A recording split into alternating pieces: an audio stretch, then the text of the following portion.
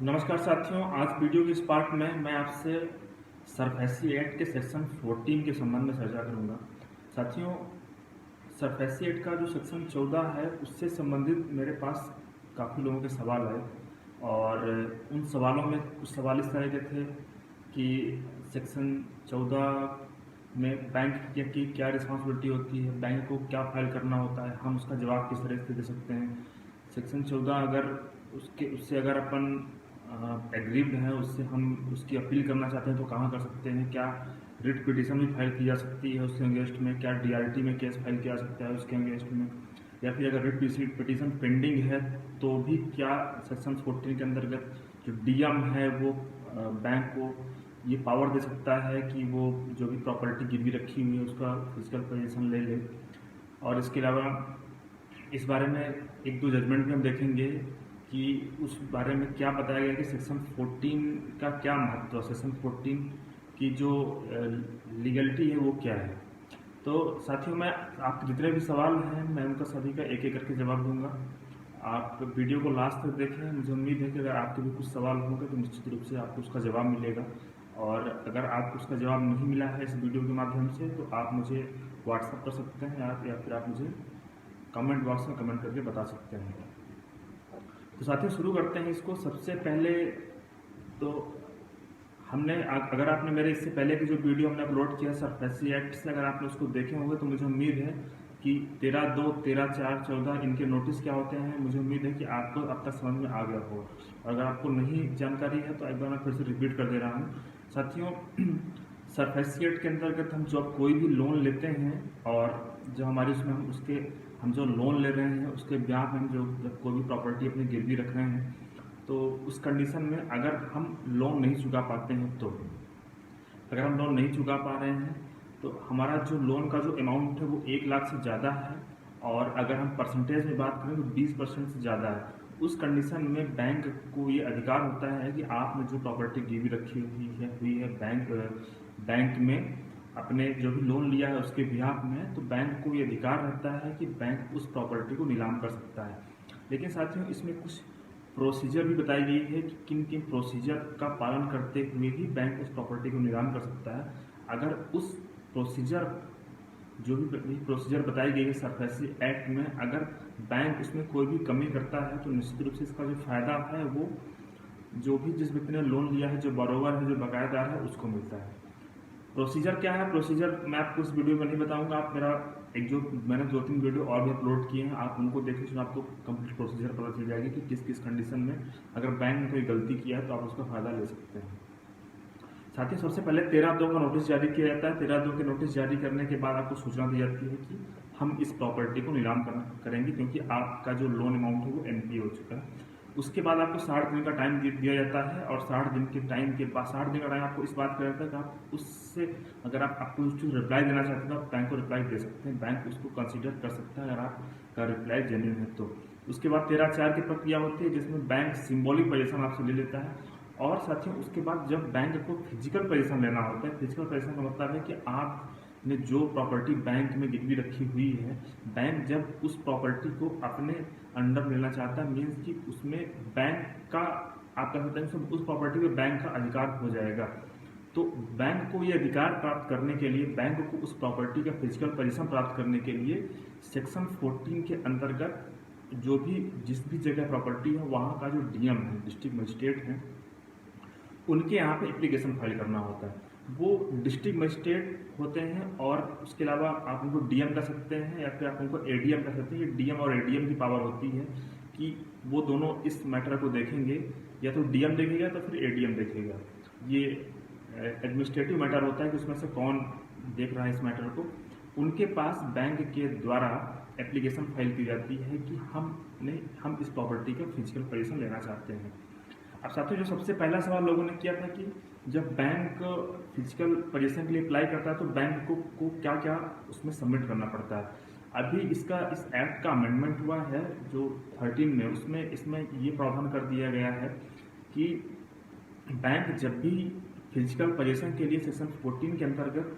DM के यहाँ application file करेगा उस कंडीशन में बैंक को एफिडेविट देना होगा। एफिडेविट इस बात के लिए देना होगा, उसमें बहुत सारे फैक्ट बताए गए हैं कि किन किन तथ्यों को लेकर एफिडेविट देना होगा। पहला तो ये बताना होगा कि हाँ, हमने आपको लोन दिया है, हमने आपको कितने अमाउंट का लोन दिया है, उसके बाद आपका जो लोन है वो किस कंडीशन में एनपीए हुआ है, उसके बाद उस लोन अमाउंट के बिहाफ में आपने कौन सी प्रॉपर्टी गिरवी रखी हुई है, उसके बाद आपको 13(2) का नोटिस दिया गया है। 13(2) का नोटिस देने के बाद भी आपने या तो जवाब नहीं दिया है या तो फिर आपने जो उसकी जो टाइम लिमिट है उसको एक्सीड कर दिया है, इसलिए बैंक ने 13(4) की प्रक्रिया का पालन किया। उसके बाद अब बैंक आया है डीएम के पास कि उसको बैंक को ये पावर दे दें कि वो फिजिकल पोजीशन ले लें। तो साथियों इस तरह से बैंक एक एफिडेविट सबमिट करता है डीएम के पास। अब डीएम के पास ये पावर रहती है कि डीएम दोनों पक्षों को सुनता है और दोनों पक्षों को सुनने के बाद नेचुरल जस्टिस के सिद्धांत को ध्यान में रखते हुए बैंक को यहाँ पे ये देखना होता है कि किसी भी तरीके से प्रक्रिया में कोई गलती तो नहीं की गई है। अगर डीएम को ऐसा समझ में आ रहा है कि जो प्रक्रिया में अगर कहीं भी कोई गलती की गई है तो बैंक वहाँ पे वो जो एप्लीकेशन है उसको डिसमिस कर सकता है। लेकिन अमूमन हमने देखा है कि बैंक इस तरह की गलती काफ़ी कम करते हैं जहाँ की डीएम उसको डिसमिस कर दें। हाँ, ये जरूर है कि बैंक की जो सारी प्रोसीजर है वो डीएम नहीं देखता है, वो डीआरटी में देखी जाती है, लेकिन डीएम केवल प्रथम दृष्टया देखता है कि हाँ, बैंक की क्या जिम्मेदारी है। अब इससे संबंधित एक इंदौर हाई कोर्ट मध्य प्रदेश का जो इंदौर खंडपीठ है, हाई कोर्ट की जो खंडपीठ है, वहाँ का एक जजमेंट है ये। इसमें मैं आपको बताऊंगा, इसमें काफ़ी कम शब्दों में बताया गया है कि एग्जैक्टली धारा 14 के अंतर्गत डीएम को क्या देखना होता है। तो साथियों ये जो रिट पिटीशन थी ये Cholamandalam investment and finance company versus the ADM के नाम से थी और इसमें जो मुख्यतः जो बताया गया है कि जिन चीज़ों का ध्यान देना चाहिए, इसमें ये बताया गया है कि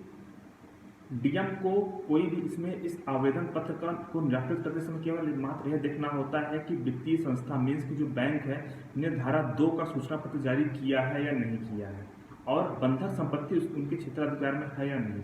धारा 14 सरफेसी एक्ट 2002 के प्रकरण में बकायादार को कोई सूचना पत्र जारी करने की आवश्यकता नहीं है और न ही उक्त प्रकरण में किसी भी पक्षकार के सत्यों का निराकरण किया जाता है। उक्त धारा के अंतर्गत कार्रवाई मात्र एडजुडिकेटरी प्रकृति की होती है, न कि जुडिशियल प्रकृति की।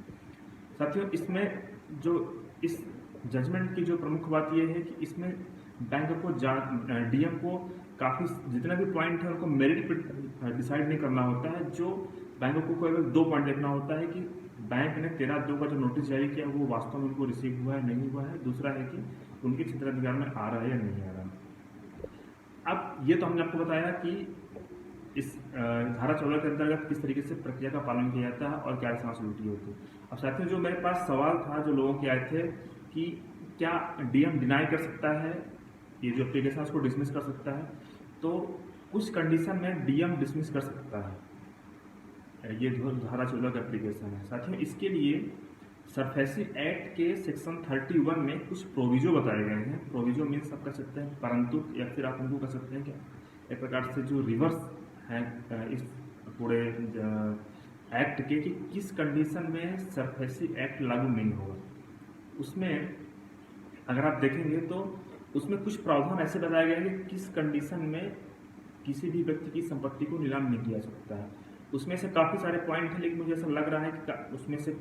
बाकी सारे पॉइंट आपके काम नहीं होंगे, लेकिन उसमें बताया गया है कि एक पॉइंट है कि अगर आप कृषक हैं या फिर आप श्रमिक हैं तो उस कंडीशन में जो डीएम है वो एप्लीकेशन डिसमिस कर सकता है अगर वो जो ज़मीन है कृषक की ज़मीन है और उसकी रहवासी ज़मीन है और वो उसी से अपनी जीविका उपार्जन कर रहा है और उसके अलावा कोई दूसरा साधन नहीं है। इस कंडीशन में डीएम के पास ये पावर रहती है। डीएम अगर इस बात को ध्यान देता है और इस कंडीशन और अगर जो अनावेदक कह रहे हैं मीन्स की जो एग्री पार्टी है, जो बकायादार है, जो बरोवर है, अगर वो इस बात को लेके कलेक्टर डीएम के सामने अगर ये क्वेश्चन रेज करता है कि ये हम जो कंडीशन है यहाँ पे बैंक ने जो लोन दिया है वो गलत तरीके से लोन दिया है और बैंक ने यहाँ पे किसी भी रहवासी जो किसान है, जो श्रमिक है, उसकी जो रहवासी जो संपत्ति है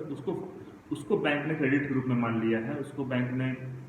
गारंटर के रूप में मान लिया है। तो उस कंडीशन में हो सकता है कि डीएम एप्लीकेशन डिसमिस कर दे। हमने कुछ एप्लीकेशन देखे हैं जहाँ की डीएम ने एप्लीकेशन डिसमिस भी किए हैं केवल इस आधार पर। ये प्रोविजन देखते हैं इसमें एग्जैक्टली क्या वर्डिंग लिखी है, आप स्क्रीन पर देख रहे होंगे।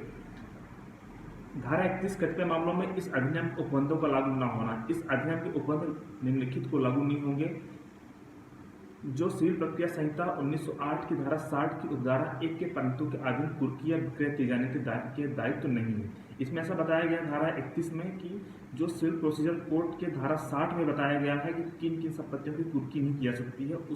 वो जो मामले होंगे उस कंडीशन में संपत्ति का फिजिकल पोजीशन नहीं दिया जाएगा। अब हम देखते हैं धारा 60 में क्या बताया गया सिविल प्रक्रिया संहिता में। साथ ही इसमें बताया गया कि धारा 60 इसमें बताया गया कि वे गृह और अन्य निर्माण, उनके मलबे और स्थानों के तथा उनसे अव्यवस्थित रूप से अनलग और उनको उपयोग के लिए आवश्यक भूमि जो कृषक या श्रमिक या घरेलू नौकर के उपभोग अधिभोग में है, उन्हें ऐसे कुर्के और बिक्री नहीं किया जा सकेगा। तो ये एक पॉइंट है जिसका आपको फायदा मिल सकता है अगर आप कृषक हैं तो, और अगर आप उस जमीन में रह रहे हैं तो, अगर आपका वहाँ पे स्वामित्व है, अगर आपने ग्राम पंचायत में आपको सर्टिफिकेट दिया हुआ है वहाँ के रहवासी होने का, तो आप इस आधार पे डीएम के यहाँ दलील दे सकते हैं कि जो बैंक ने जिस प्रॉपर्टी को गिरवी रखा है वो बैंक ने वहाँ पे इस जो हमारे सरफेसी एक्ट में सेक्शन 31 में बताया गया है उसकी प्रक्रिया का उल्लंघन किया। अब साथियों इसके अलावा जो अगला सवाल था कि क्या जो डीएम के द्वारा जो ऑर्डर पास किया जाता है धारा 14 के अंतर्गत, क्या उसकी अपील की जा सकती है? अगर आपको ऐसा लग रहा है कि उसमें जो नेचुरल जस्टिस का जो प्रिंसिपल है उसको फॉलो नहीं किया गया है, तो आप कुछ कंडीशन में आप हाई कोर्ट जा सकते हैं और वहाँ रिट पिटीशन फाइल करके यहाँ पे आप चाहे तो स्टे ले लें या फिर इसको रिवर्स भी करा सकते हैं। अब इसके अलावा जो अगला सवाल था कि अगर कहीं पर रिट पिटीशन पेंडिंग है हाई कोर्ट में, तो क्या उस कंडीशन में डीएम के द्वारा सेक्शन 14 का ऑर्डर पास किया सकता है फिजिकल पोजीशन के लिए?